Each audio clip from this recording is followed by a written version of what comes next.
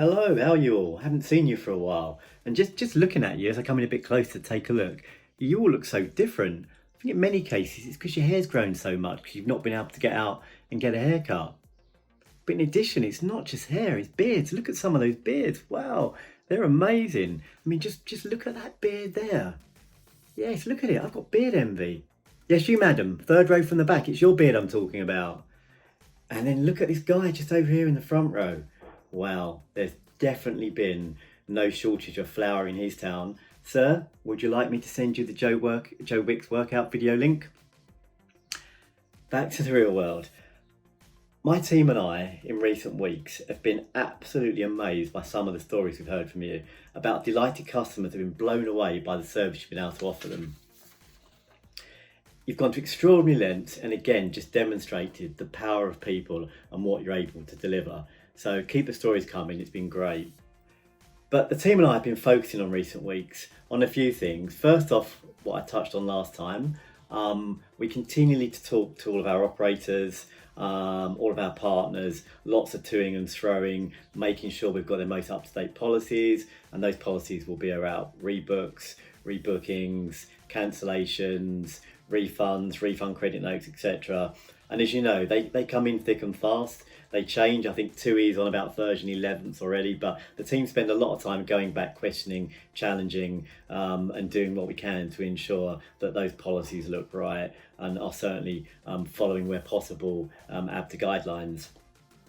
Now, I know sometimes we don't always get back to you as quick as we'd like to, and I apologise for that, but I think the reality of the situation is we all know so many of us with furloughed teams have got so few members of staff that many of the people we're speaking to, many of our partners, many of our operators aren't able to get back to us as quick as we want to. So thank you very much, and I mean that. Thank you for your patience. But you know what? In addition to all of the operational stuff, all of the now stuff, we've also been looking to the future. And whilst it's really difficult to predict what the future might look like, I think it's safe to say that social distancing, along with a whole host of other preventative measures, are definitely going to remain in place. And probably will become what everybody keeps calling the new norm. So the new norm is on its way. But if you look at where you've got, airlines currently making bold statements about flying again, Europe talking about being back open again for tourists, but that all kind of flies in the face of quarantines and closed borders. So it's difficult to get a real picture of what will happen when. However, most kind of agree that what we'll probably see emerge first will be home turf, so the UK. The UK is possibly one of the first products will emerge as a viable holiday destination.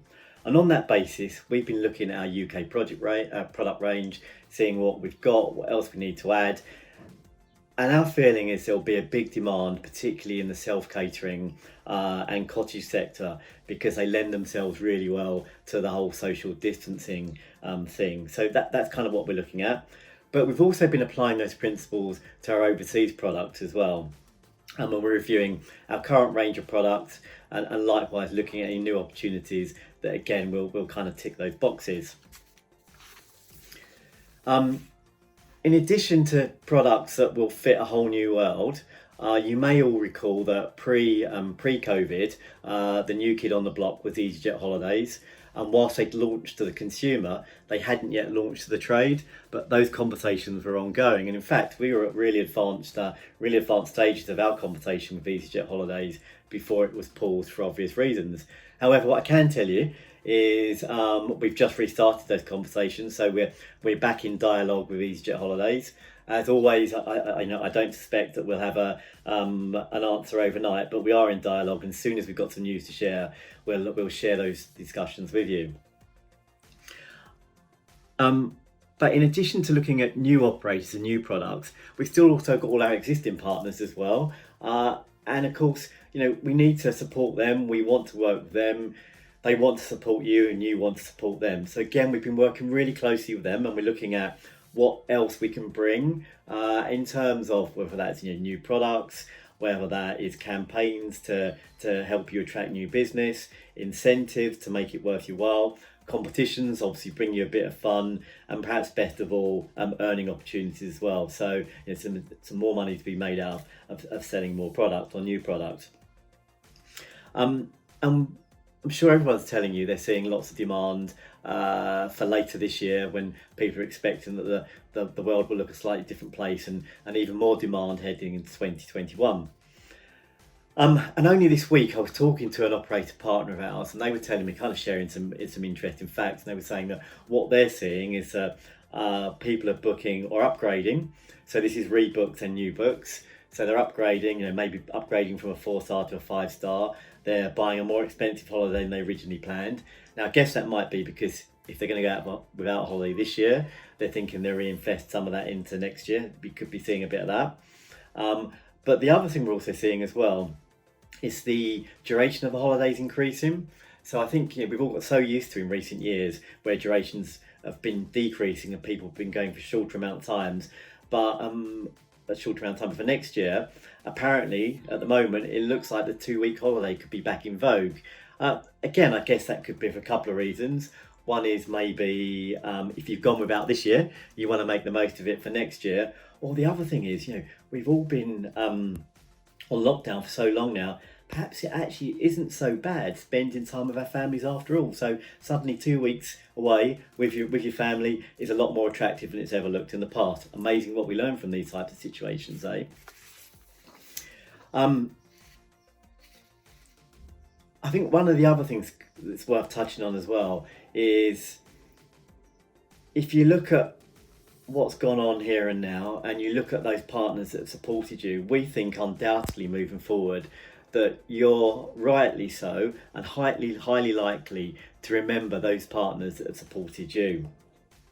We'll certainly remember which partners supported our members, and that already forms a part of our plans moving forward. And I think, it'll enable us to make sure when all this is over that we have the right portfolio of products, the right partners, the partners that supported you, and the partners that supported us. So I think, having shared that, my final three thoughts are, be patient with the now. You kind of can't control it. It is what it is, so be patient with it. Be prepared to sell different stuff moving forward. So you might currently sell loads of long haul, you might sell loads of cruising, or for a while you suddenly might need to become a specialist in the UK. So be prepared, do your team have the knowledge? And then finally, support those who support you. I think that's a really key one. And if I had one more thing, if I was allowed a thought, I would say, leave that cake alone. You don't need it. Thanks very much.